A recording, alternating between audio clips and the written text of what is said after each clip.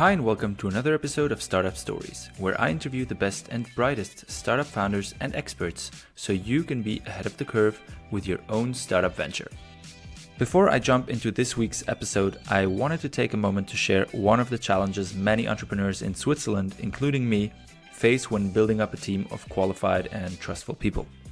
When you've built your first prototype or MVP and are ready to go all in on your idea, maybe you even received some money from family, friends, or first investors. When you get to that moment when you need someone to focus on the technical side of your startup, for example, you'll quickly realize that finding good software developers, for example, that are willing to sacrifice their high salaries to join you in your more risky adventure is going to be quite a challenge, especially in Switzerland. And why is that? That's because you're competing with big tech companies that have deep pockets and are willing to pay good developers a ton of money for their work. So what can you do about that? One way I've found to get around this is to broaden your perspective and look for people elsewhere. For example, in Lisbon. Lisbon has been called the European Silicon Valley for good reasons. Forbes magazine says it is fast becoming a creative and tech startup hub, helped with accelerated funding, tech incubators, and newly refurbished co-working spaces popping up all over the city. One company that I've come across and that I'm sharing with you without getting paid for it is helping startup set up their remote team in Lisbon, and it's called Lisbon Tech Guide. They brand themselves as your partner to support you find and manage your team in Portugal. They cover everything you need from recruitment, company incorporation, budget planning, accounting, human resources management, tax advisory, co-working spaces, fiduciary topics, team building events, and more. And you can get a free 30 minutes consultation call by visiting their website, lisbontechguide.com, to answer all your questions about setting up your team in Lisbon. Check them out and start building your remote team today. All right, let's get back to the show. This episode brings us together with Sarah Maria Nordt, founder of Snordtmade, a startup that focuses on sophisticated ladies' business fashion. In this episode, we started off by exploring the very beginnings of Snordtmade, how Sarah and her team tested the market needs for a product, the first steps they took to launch the company, and how they got their first customers. We then dove deeper into how they were planning to create demand for their brand in such a competitive environment and what some of her low points were during her journey. Having Sarah on the show was a delight, and I'm excited to share this conversation with all of you today. Enjoy!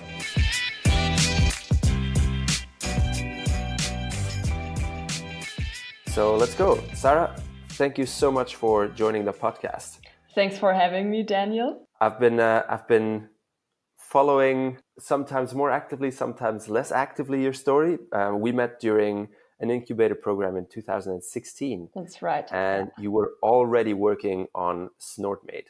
So I'm really excited to talk to you today because that is around 3 years ago and you're still going strong. So I'm really excited to hear about your story, and maybe we can start with you sharing a little bit about yourself and a little bit about the startup you're continuing to work on.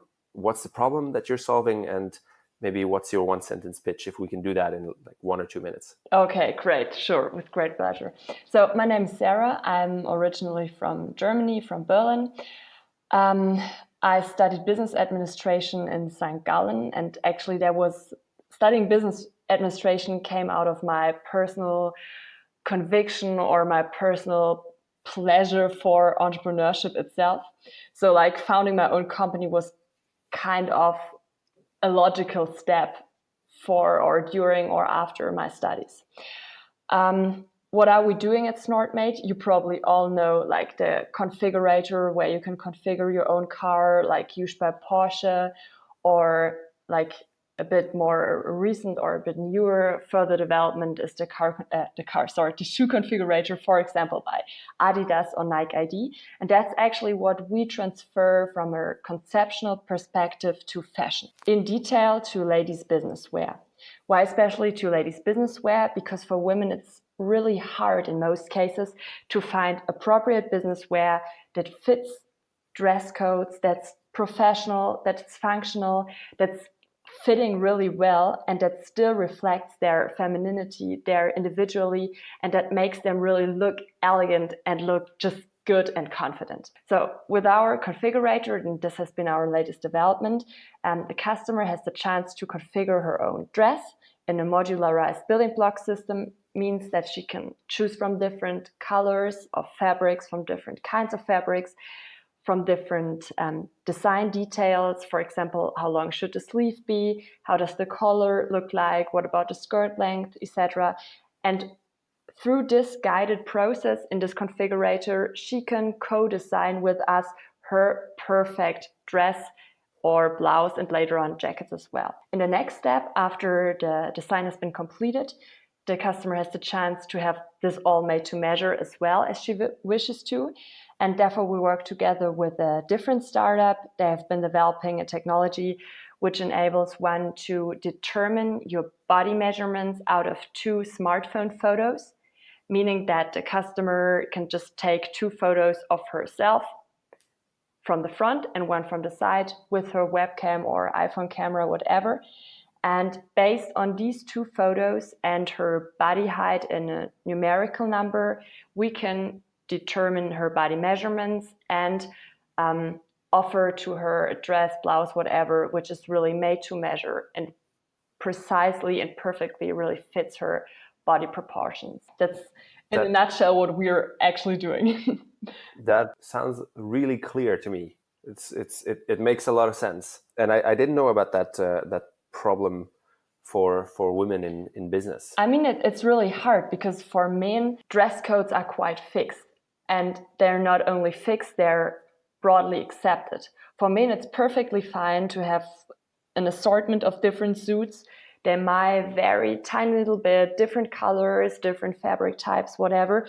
But the main concept of how a professional man looks like is the suit is a shirt, tie, whatever, fixed. But for women, it's quite complicated to go this or to find this very small, tight path between looking elegant, looking feminine, kind of reflecting her own individuality and still being perceived as highly professional in a business world where dress codes are embossed by like male standards, so to speak. So this is a long story. I mean, 2016 to 2019, that's a lot of work. If we can start at the beginning, what were the first steps you took when you had the idea, and how did you test that there were people with a need for that? Yeah, well, honestly speaking, during these 3 years, I mean, like the entire business concept that changed a lot. There was like a 180-degree turn in terms of business model, what we're offering, not that much about the customer target group because we were quite sure about really targeting business wear, and that's business women, and that's what we're really into because we come from that side. But the concept or the customer promise we are giving to our customers, that has changed a lot. So how was that in the beginning? Yeah, right. So in 2016 we started with a ready-to-wear collection. So our starting point was we've seen that there is really a need at the market, that it's really hard for women to find appropriate business wear, that the market offers one, they're not that variable, they're not that individual, they're kind of boring. I mean, like, honestly speaking, if you go to a store and you have something in mind, you really want to buy it for your next meeting, conference, whatever, it can really suck. I mean, like, it can be so disappointing going to a store, searching for it, then you find something, but it does just not fit your dress code because, like, the skirt is too short or the material is of inferior quality, whatever. There are so many reasons that play into that topic. So what we wanted to do is to offer premium business wear to women. And that was combined with this approach of sustainability, because for me personally, that's the thing that really matters to me. I think it's really sad because no matter where you go to buy clothing, you actually never know for sure where all this stuff comes from. And the thing is that this is actually not dependent on the price segment, meaning that even if you go for buying a dress by a brand like, say, the Hugo Boss Woman, and it may cost you up to 600 euros, Swiss francs, dollars, whatever, you will never actually know where this comes from, Has there been child labor involved? What about wages? What about social security of the workers, of the stewards? And this is really a thing that, for me personally, that matters a lot. Yeah. And that was for sure one personal motivation point to say, okay, we have to change something. And how can we do that? I mean, like, we have to search for alternatives. So the first step in our startup business development was to say, okay, we need business wear and we need to have it sustainable. So we developed collections, ready to wear business wear, like very clean pieces, dresses, jackets, blouses, tunics for women in business life, and all of them made in Germany. How did you, I mean, that sounds fairly easy if you just, like, when you say it like that, but Yeah. I mean, there's a lot of work going into For designing sure. this Yeah. one piece of cloth. How did you manage to do that? I mean, first of all, design it, get a design, or, I mean, it's hard to design a piece of clothing and then produce it and then source the materials, you know, everything. In a nutshell, how did you do that? Oh, definitely. I mean, like, that's a lot of work. And even if you're only talking about like 20 different pieces or 20 different items, I mean, like, there's so much standing behind it. And in fashion business cycles, you start developing a new collection sometimes 1.5 years before you actually kind of release the collection. So, I mean, like, my business colleague, she helped a lot, because initially I founded that company on my own, but several months later, my business colleague Susanne, she joined our company. And me coming from the business or the pure business administration perspective, that would have never been sufficient to develop a collection. I mean, like, style and knowing what looks good and aesthetics, that's not that much about study or about learning and hard skills. It's more about personal development, I think, or just having an understanding about what looks good. But to develop a really good collection, there is so much more that goes into that. And this is the point where Susanne contributed a lot and really pushed this thing forward, because, like, she studied fashion design and pattern making and has been working in the industry for years. And she's, like, really the expert who brings in or brought in at that state of development all the knowledge about pattern making, about having a red line in a collection, about anticipating trends, about sourcing fabrics, everything. I mean, like, we went to fabric fairs together, and sometimes it was like you really get to know this difference in experience, because I was, oh, okay, this fabric looks so good, let's take it, like, let's have a sample order. And she was like, oh, never ever go for something like that. And then she chose something completely different. I was like, this looks quite boring, or what? And finally, in the end, I mean, like, her choices have, in most of the cases, been just better than mine in terms of fabrics and how to manufacture and work for them. And I mean, like, this is a collection for sure. This has a business administration component in terms of how to market it. This has a component in terms of style and aesthetics and how you perceive or what looking good means for you.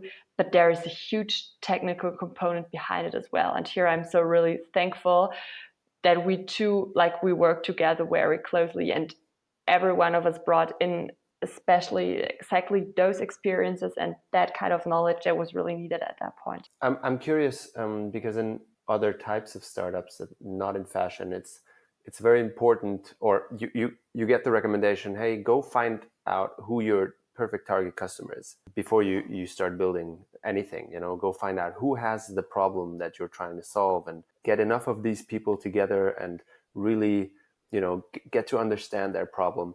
How is that with fashion? Did you do that? You know, did you do, you know, a bunch of interviews, you know, confirming that problem of that there is not enough choice or high quality choice in business wear for women? Or how did that process go for you? Because I understand that in fashion, it's also a very creative, you know, it's a very creative product. So it really also depends on the creative people in the team, you know, your team member you mentioned. So I'm trying to understand how that worked out for you. How did you do it in the beginning? Yeah, definitely. I mean, in fashion, it's kind of different. You're right, because like it has a lot of to do with creativity and with bringing new things to the market. And for example, if you have a look at style forecasts that might happen in 2 years, you will never ever think that someone will walk around like this. I can still remember because like before, for example, those fur slippers got really popular. I was like, okay, honestly speaking, even if like Gucci will release fur slippers, no one ever will walk around with this kind of shoes. But what happened? I mean, like 2 years later, there was that on Vogue in the community. And this is kind of fashion, this tiny path between predictability and happenings that are not predictable at all. However, in terms of business wear, it's slightly different because it's more, I mean, like market analysis is a bit easier.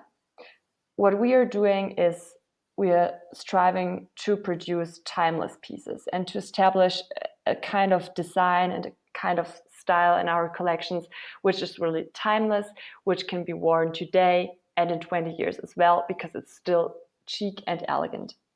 And this is one characteristic that was really particular prominent in business wear, because business wear, for sure, there are style cycles and trends going up and down, just like in the usual fashion segment, but it's not that style dependent.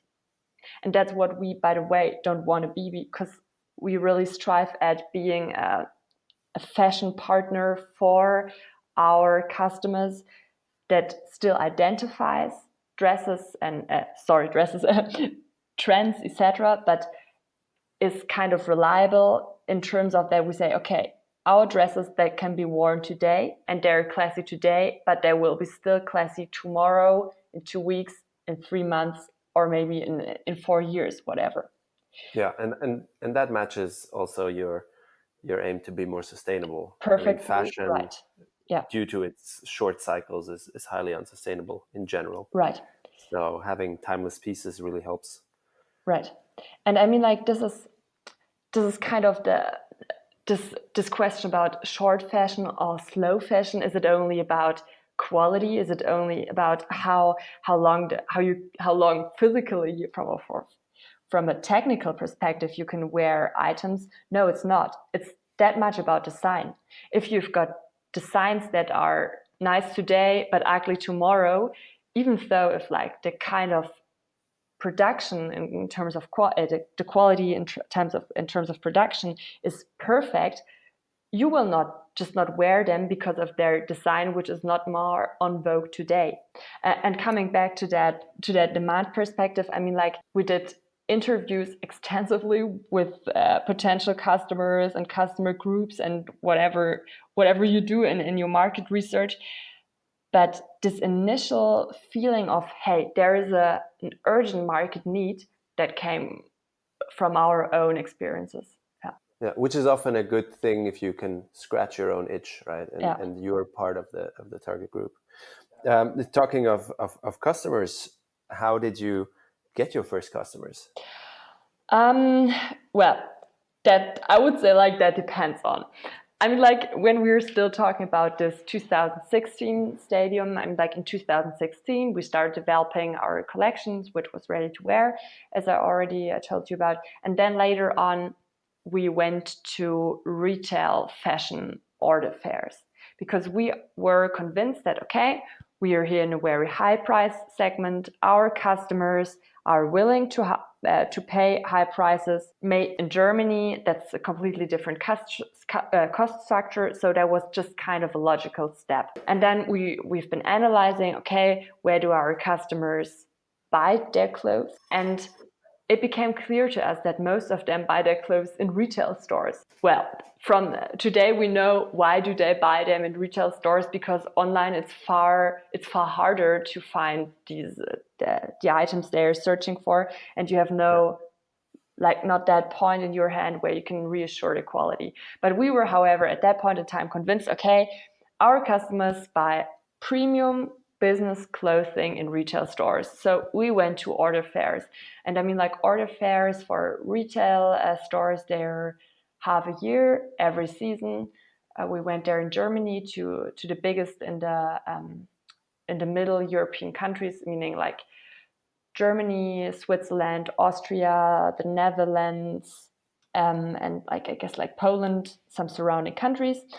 And we presented our collection there. There was like the premium order, if you, some of you are a bit deeper into that topic, and Supreme in Düsseldorf at Munich, and there we just presented our brand.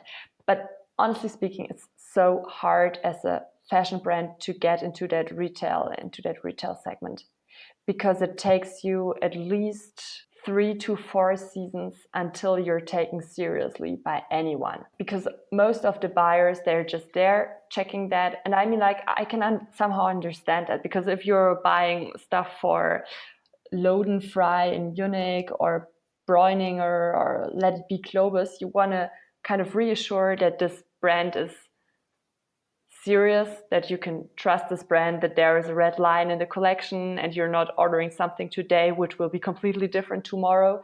So it somehow makes sense.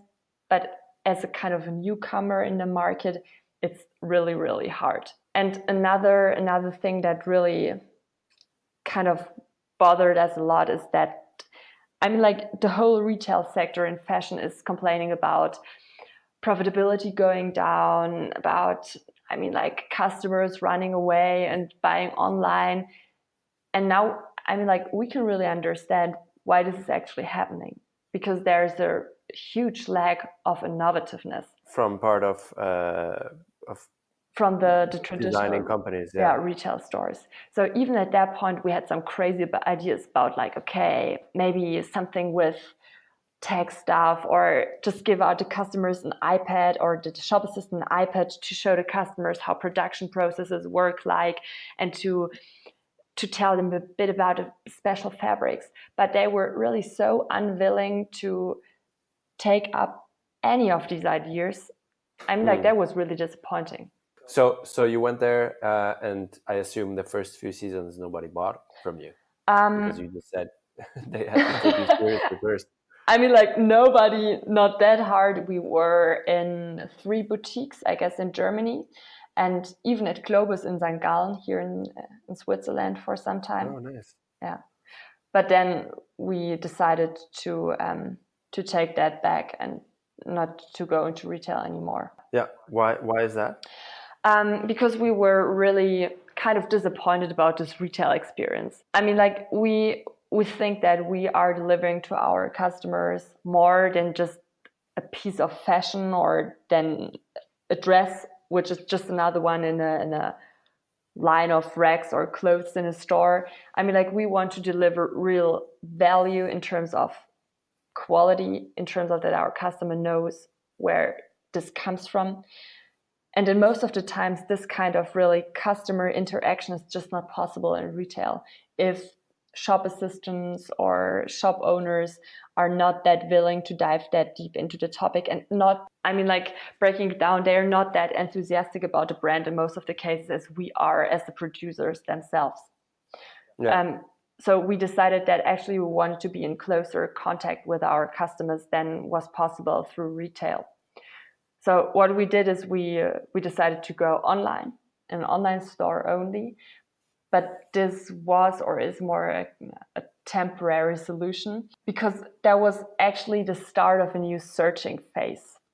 So we started that online store, but we're quite sure at this moment already that this could not be the final stage, because this usual online store is still a bit, like, boring, or did not matches our ambitions at that point. So what was really nice is that at that point, several or more and more customers came back to us asking for made-to-measure clothing. So what they actually did is they asked, okay, you've got this dress in your collection online, it's ready to wear. I could have it in 34 to 46, whatever, but could it be possible to have it not in a standard size, but made only for me and my body measurements? And I mean, like, that was the point when we started, okay, we've been thinking about this bespoke tailoring approach from this and that time, but that was really a call for action. And then we started searching for solutions how to realize this made to measure and even customized approach. Then we found a developer who developed the shoe configurator for Adidas, and we are so happy to collaborate with him today for our fashion configurator. Yeah, that was like the starting point. Yeah, I want to come back to the personal fashion configurator a bit later, because that's very, very exciting and something I haven't seen. Well, I have seen it in the US, but not in Europe, actually. So that's very exciting. I'm still curious about the trade-off that you did, trading reach. When you were in the retailers, you probably had more reach, I would guess, but your customer interaction was not that not as you wanted, and then going to the online shop. My thought or my question is, how did you manage to create demand, or how are you planning to create demand for your brand? We had someone else on the podcast before who also started a brand, a fashion brand, with cotton from Pima in Peru. It's a very special soft cotton, and I got 2 sweaters from him, and they're so comfortable. So his startup doesn't exist anymore, and he shared with us that his mistake was, completely forgetting about creating demand, about the sales and marketing side. So I'm really curious, I guess in fashion that's really, really important, the brand that you have, and creating demand for your brand. How are your plans to do that in the future? Yeah, I mean, like, thanks for asking that question, because that's a highly critical point, especially in the fashion segment, which is a highly consolidated and competitive market. Marketing budgets are at extreme heights, and it's really, I mean, like, the pressure's on. So it's really hard to gain new customers and to create attention, etc. So what comes to that is that there is no magic formula for the perfect, the right, the optimal market concept. So we're totally aware of that. So what we're doing is, for our configurator, we decided to start from kind of a marketing, let's call it like 0.0. So we're starting with an entire bunch of different marketing concepts, of course, selected ones.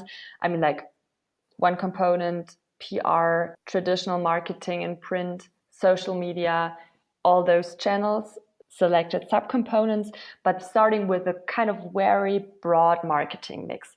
Because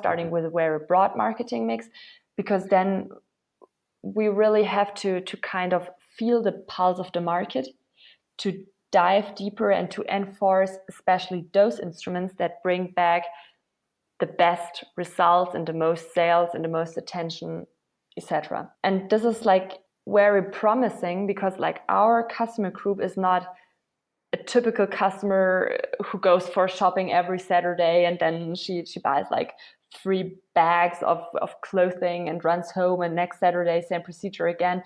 So the shopping behavior of business women is slightly different.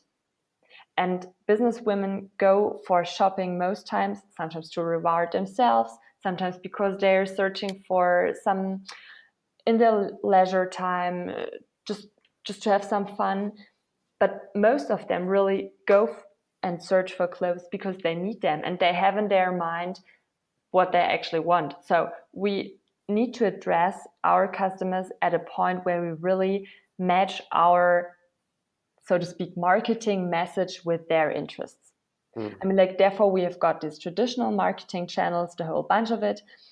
We work together, or we're going to work together when starting with the configurator with styling consultants, meaning that they go to customers, they've got their stock of customers, if you can say that, so, and really consult them and help them in finding and creating their own style and design, which is still really, really important in that segment of the market.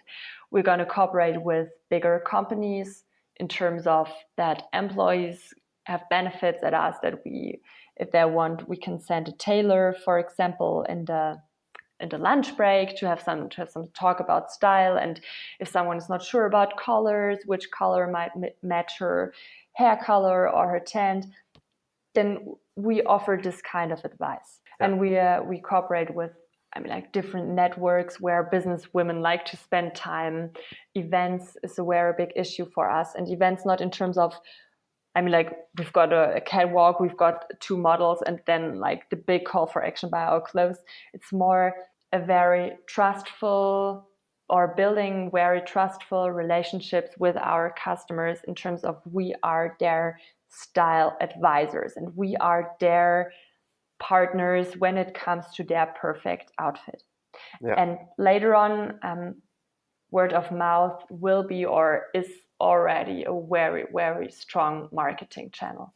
If you've got customers who are really convinced of your brand, of Snordtmade, they're really willing to come back and to buy again, to tell their friends, okay, there is this cool provider and they've just tailored a dress which out of a sudden really fits my body measurements and really looks how I would like it to look. That's really important. Yeah, I'm sure. That's the advantage of not selling in retail, right?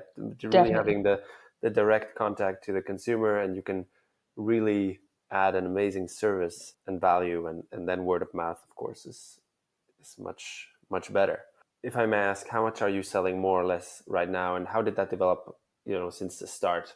Well, honestly speaking, at the moment, from today, we have closed our traditional online store because we are really focusing on this configurator, and we're that much into the final phase of prototyping and developing. So we decided really to have a clear cut, to have, like, at the moment, it's going to be 3 months without a store. So you can't order clothes at the moment anymore from the store. We are only processing orders by customers who send requests by mail or contact us directly and ask, yeah, okay, I've seen your store is closed, but could you do this or that for us? So that's our point of today. But our customers, they are loyal, the one part of our customer group. But for sure, we know that starting with the configurator, we are addressing a completely different mindset of customers again. So that's going to be really a fresh start, as you said in the beginning. Like not a complete fresh start, because for sure some of our customers will even be fans of the configurator after they've had some good experiences with the ready-to-wear collection. But from our perspective, we say, okay, some will migrate, but most of them will be like customers with a different mindset. Yeah, for sure. So as I mentioned in the beginning, I'm really impressed by the persistence that you have shown in working on Snordtmade. It's been 3 years now since I first met you in that incubator, and I was really thinking when preparing this interview, different aspects of how did you make it just financially possible to go for so long on that project? How did you what were your emotional low points, and how did you get out of them? Maybe we can go to for me, most important part is the emotional low points, because I'm sure there were some, right? Definitely. Yeah. From a financial side, we've been financed up to this point by family and friends, by private capital. And now at the moment, because all this tech developments that is quite a big investment, we are in financing round for sure. Yeah. With VCs and business angels, right? All right. And from an emotional perspective, that's something every entrepreneur should be aware of. Founding a company is a real emotional roller coaster.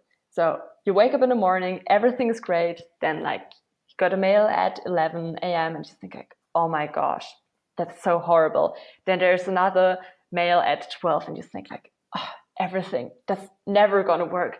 Everything will be in ruins or is already in ruins. And I just have mentioned that. Oh my goodness. Then okay, in the afternoons, quite good. You've got a meeting, everything went well, cool. Then there's another mail in the evening, or you've got a call and it's so great again. You're super motivated. Breaking it down, you have to be really convinced of your idea, of your business model, of your vision, of the reasons why you're doing all this. And this is what gives your the spirit to persist all the, all the things that won't work that well, because there are always things that disappoint you, that really bring you down, that really kind of destroy your day or your week, and you feel like, damn. Yeah.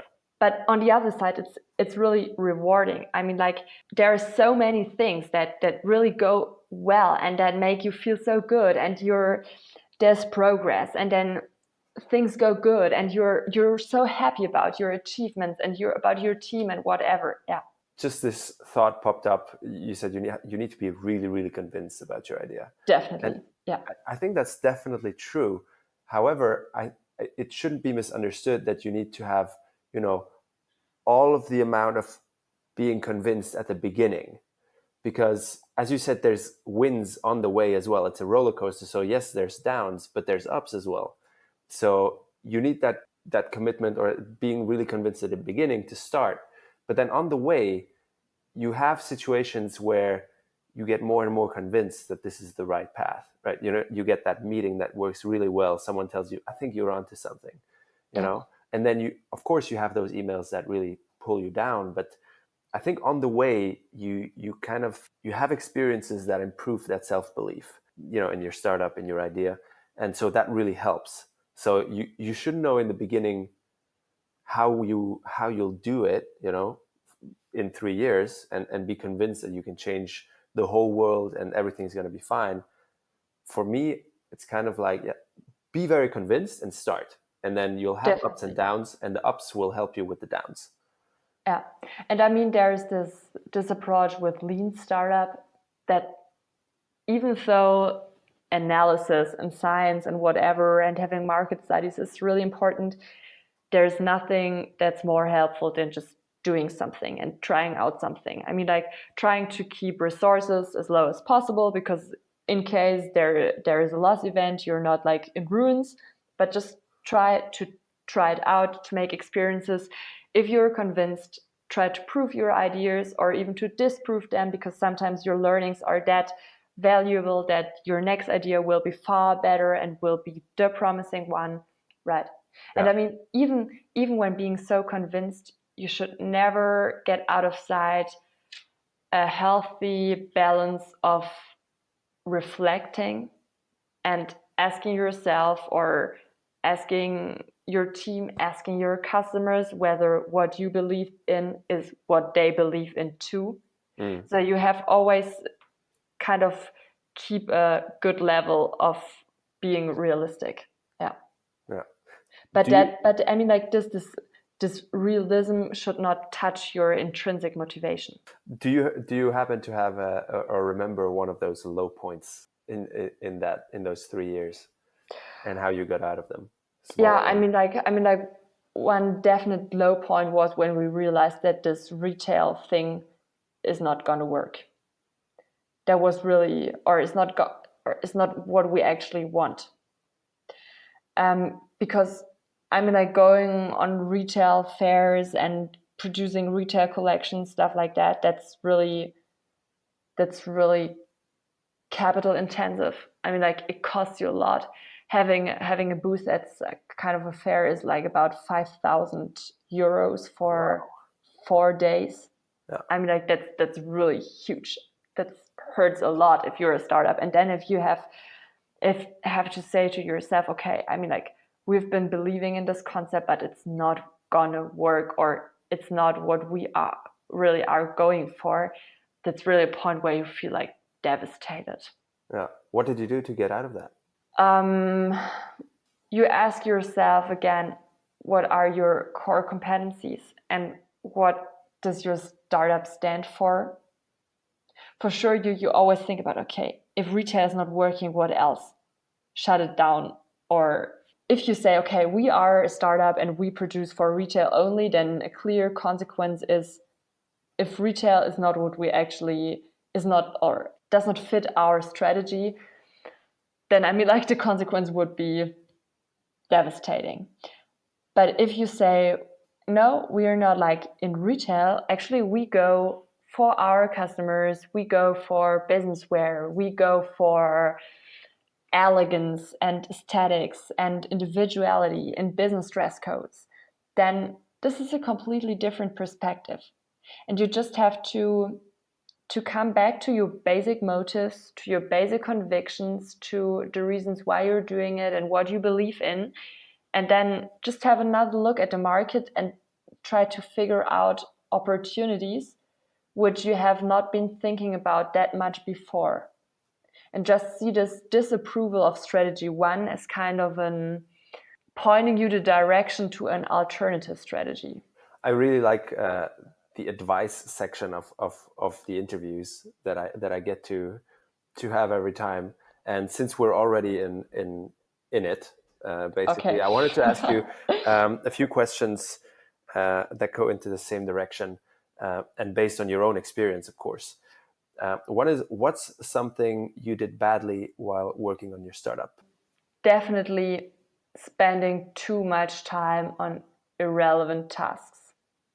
Spending too much time on irrelevant tasks in terms of you are at that moment super convinced that this is so important for your success, that this is like this is the way to go and you have to be there and do this and that. But from a look or from a perspective later on, looking back, it was just like 1 week, 2 weeks, months of wasted time, so to speak. For example, again, retail, going to stores, presenting collection face to face, there was like, I mean, like the rate of return, so to speak, on these efforts, they were so low. Yeah. How would you, as you said, it's really difficult while you're doing those things to understand if they're worth it or not. Yeah. How would you retrospectively, what would you say to a founder as a piece of advice to kind of identify these situations better? I mean, like, this is really hard because it's it's this huge question about experiences in almost every area of life. For sure, a lot of unnecessary experience and unnecessary waste of time you can prevent by consulting experts, having interviews with them, really having good mentors to tell you which way to go. And this is really helpful because it can prevent you from major as well as minor strategic errors, right? Yeah. But this way or the other, for sure, eliminating all of these kind of just tryouts that lead to nothing, not even a good learning, you can hardly eliminate all of them. It's just popping up in my mind. Do you think there's situations where you can learn nothing from it, or can you? I mean, you could at least learn we're not doing that anymore. Because for sure, yeah. I mean, like, if something doesn't work out how you wished it to work out otherwise, or how you planned it, I mean, you can learn different things. You can learn, okay, this has not worked out, but now I've got another insight into how this or that person thinks, and this really enables me to do things exactly in the way how they will really value it. So you can create a better product, you can create a better solution, you can offer a better service because now you understand your customer just in the optimal or the best way possible. But I mean, like, for sure, a situation with failure or a zero line of experience, it's hard to say. Sometimes the learning compared to the input you've given into that situation is just not at a level that I would call, okay, it was a failure, but it was a good learning. Yeah. I mean, like, if the only learning you take out of a situation is that's not the way how it works, if your initial investment in terms of money, time, thoughts, power, whatever, was really high, I mean, like, this learning is not satisfying, at least from my perspective. Yeah. Definitely some learning investments are more expensive. Yeah. So we talked about one thing you did badly. What's one thing you did really well and you would recommend other people to do as well? I think what we did really well is constantly checking market trends. And market trends, no, really feeling the pulse of the market. I think we did really well from a strategic perspective is recognizing at a very early point this urgent need of individualized and made-to-measure clothing. Because if you're only checking the market, okay, there's nothing comparable like that available. Like comparable in terms of quality, in terms of accuracy, in terms of sustainability, then you would never jump to these conclusions like, okay, maybe we should start a business in this segment. Yeah, and I think this is something we did really well. Yeah. How would you recommend people feel the pulse of the market in fashion? If anyone were to start some other fashion company? This is actually really hard to say in general, because just as we've been talking about, the fashion market is it's a broad market with that many segments that kind of all work differently. Like the suiting market and the business market is working differently than the sports market or the outdoor wear market or leisure time wear, right? Like really try to think differently, even though this is even harder in arts than in traditional business industries. Yeah. And when you try to think differently, just really try to check with a rational mind whether this makes sense and whether there is a market potential, whether this is something which is really, really helpful and really valuable. Because when you just try to invent some kind of crazy new thing at the fashion market, like this is huge. Okay. So we've covered so many topics in our interview. Is there any other topic that I haven't addressed that you would like to talk about that you believe to be important for inspiring entrepreneurs before I close up with my last questions? I think what is really inspiring for entrepreneurs is to really be aware of the reason you are doing this, or your personal reason as an entrepreneur to found a company, or as a team, your common vision, the thing that brings you together, the reason why you are really motivated on working on this startup. I think this is really important, and not only like, oh, okay, I see a business case, because like a business case is not for sure it is part of the intrinsic motivation. I would never deny that. That's crucial. That's very important. But there are reasons which are or have at least the same importance. For example, this vision of better business wear for women. For us, sustainability is really important, even though if we don't communicate that, like, okay, our clothing is super sustainable. We could tell that, but it's not what our customers actually want to hear, in terms of they're searching not for sustainable wear, but in the first sense, they're searching for individual, made to measure, highly professional, like their perfect business outfit. And the sustainability aspects from a marketing perspective is more kind of an add-on. But for us as a team, this is really important. And this is how we are structuring our business operations around this deeper value, which is really crucial for us. For example, we had negotiations with a VC firm, and they were willing to invest in our startup, but we had to break up these negotiations because one kind of the deal breaker was, they said, okay, yeah to the investment, but only under the condition that you will produce at an external supplier somewhere in Asia. And we were like, okay, we know that production costs will go down dramatically if we produce in Asia, but this is not what we stand for, actually.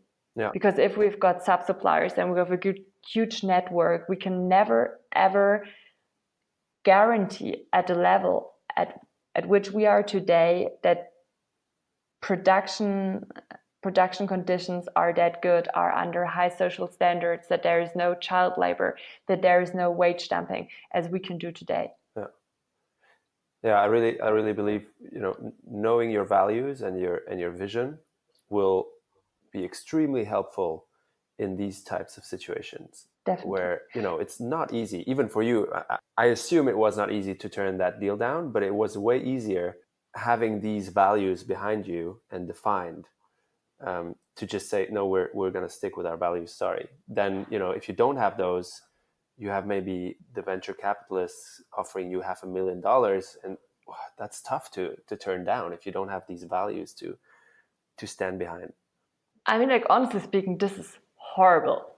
It makes if a thing like that becomes a deal breaker, sometimes you find yourself banging your head against the wall, because it's like, you could have had that, but the only really big, I mean, like, for us, it's not only one thing. I mean, like, when producing clothing, it's quite a big issue, but it only depends on our value or our willingness to stick to responsible manufacturing and a sustainable approach, which does not go hand in hand with low wage, unsocial production facilities run a plaza style somewhere in Bangladesh. Yeah. And if this becomes the deal breaker, it hurts a lot, honestly. I mean, like, you ask yourself, is this still reasonable to keep up that strong values? I mean, like, you can interpret it this or that way, and we interpreted this in a way that for us, yes, these values are that important to make them become a deal breaker in the final sense.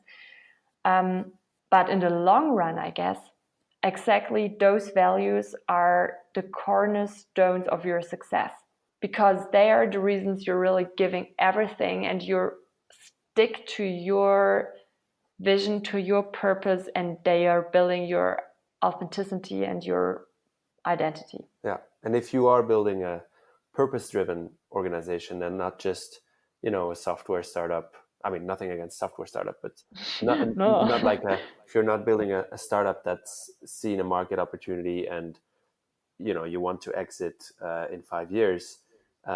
If you're building a purpose-driven company, thinking about the long term is super important. It's more important than thinking about the short term, if that doesn't kill you before, of course. Well, I've gone through all my questions. Thank you so much for answering them. We briefly covered the personal fashion configurator. However, I still don't know, when is it going to launch? When are people going to be able to use it? How is it going to work exactly? In July. It's going to be launched in July this year. Right. Yeah. And people can... On the 13th of July. On the 13th of July. Right. All right. Be ready, people. Like, this is the official release in this podcast, because, like, we fixed the date just 2 hours before in our meeting, in our team meeting. Yeah. All right. And so on your website, people on our website, right? Right. Snordtmade.de, right? It is. .com works as well. Works as well. So Snordtmade with dt.com. Very cool. Very cool. And people can do that on a browser. Is there going to be an app at some point, or how does that work? We are developing, or we are working on an app simultaneously that will be launched for sure in some time. But on July the 13th, it will be like the web page, or the online configurator mainly, which is web optimized, so you can access this with your smartphone, and it feels just like an app, but this like app icon that can be downloaded, that will be released some months later. Yeah. Okay. Well, very cool. So it feels like an app, but like the icon is still missing. Yeah. No, I know those. I mean, you can do anything in a homepage almost now. Yeah. So perfect. Right. I'm really looking forward to test it. I'm obviously not going to order because it's just for women. And give us a couple of years, then we'll step into men's business as well. I hope so. Yeah, we've had so many requests and friends asking, when are you going to start to do this for men? And we were always like, okay, at the beginning only for women, but we have that in mind. Yeah.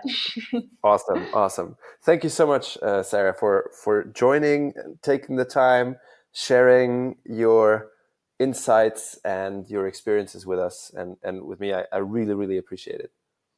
Okay, thanks for having me. Thanks for the great questions. And thanks for your time as well.